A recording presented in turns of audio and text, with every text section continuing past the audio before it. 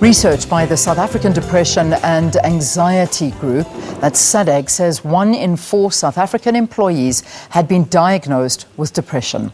Bipolar and psychotic disorders such as schizophrenia have also become common in the workplace.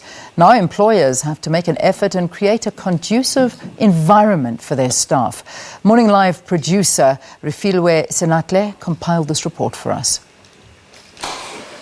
Depression in the workplace is on the rise, and employers are battling to manage it.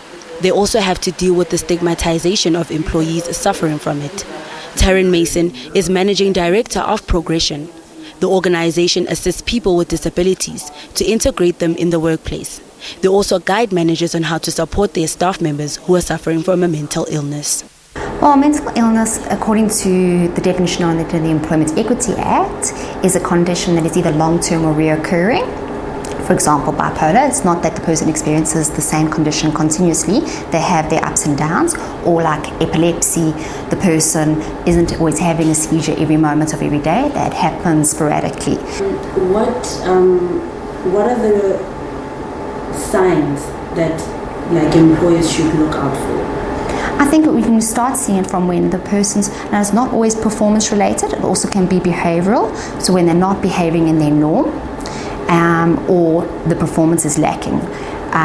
But it doesn't necessarily mean that we just go straight to a poor performance management process. And how do you think employers should protect their subordinates from stigma within the workplace of having to deal with the fact that they have a mental illness? Well, if you look at confidentiality and disclosure, it's quite important within the workplace. Nobody needs to know the name or the nature of the person's disability that they have disclosed of. However, it is important that for a manager or the HR team just to know how to support you, not necessarily that why they're supporting you. Today, we spent the afternoon with Julian Turner, who suffered from mood swings and anxiety since childhood. He always sensed that something was wrong, but was always afraid to address it.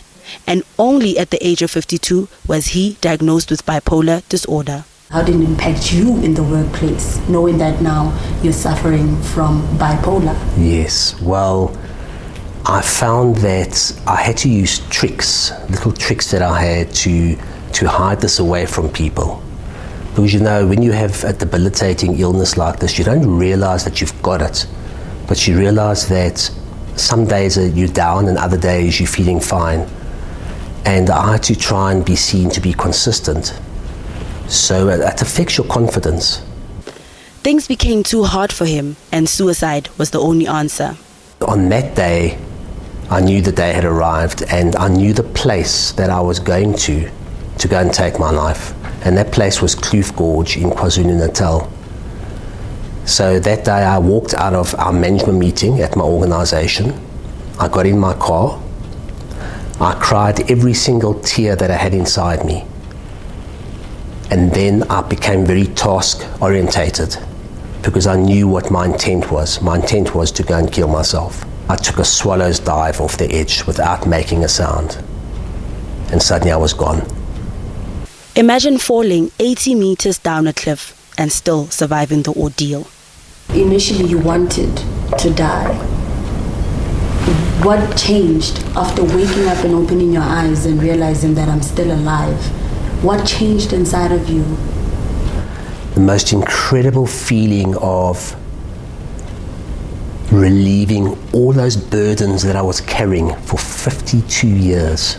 Ever since a young boy, I just felt that they had been discarded.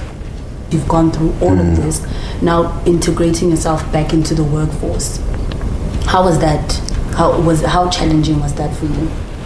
Well, I was away from work for close on 6 months, and I had to reapply for a job, but I made sure that I walked in to that building with my head held up. I was not going to walk in ashamed. I was going to walk into that work, start my life again, and tell my story. Even after all that, Julian started to rebuild his life again with new hope, by accepting his illness, motivating others, and being a better version of himself. We need to be treated with the same respect and dignity as everyone else. We are normal human beings. There's medication out there that can help you deal with this debilitating illness. And from my side, my life is completely transformed. Mental illnesses affect a lot of employees, but this fact is often overlooked or ignored in the workplace. But like Julian, you can rise above the situation and overcome it. I'm Refiloe Senatle, Morning Live, Johannesburg.